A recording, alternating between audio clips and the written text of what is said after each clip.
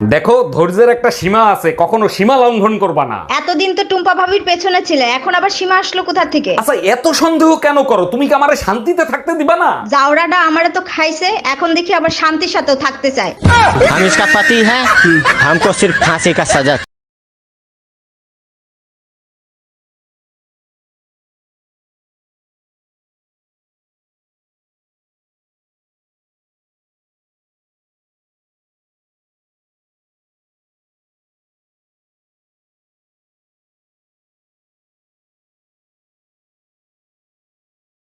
নমস্কার, আমি একজন শাশুড়ি।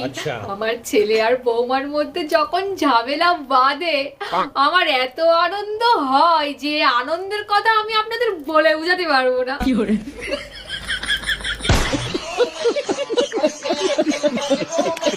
এই পাশের বাড়ি পুলিশ আসছে কেন? এই ব্যাপারে তুমি কিছু জানো নাকি? জানি, কাল রাতে পাশের বাসার ভাবি একটা ছেলের সাথে পলায় চলে গেছে।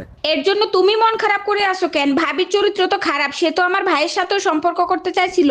আমার মন খারাপ না, টেনশনে আছি। পাশের বাসার ভাবি তোমার ভাইয়ের সাথে পলায় গেছে।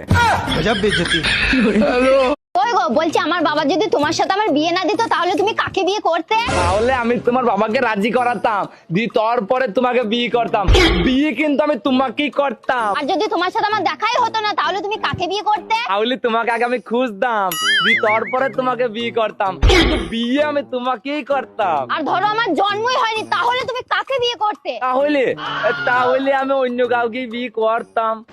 আমি জানতাম তুই অন্য কাউকে ভালোবাসিস, আমাকে তোর বিয়ে করার ইচ্ছাই ছিল না, যত সব।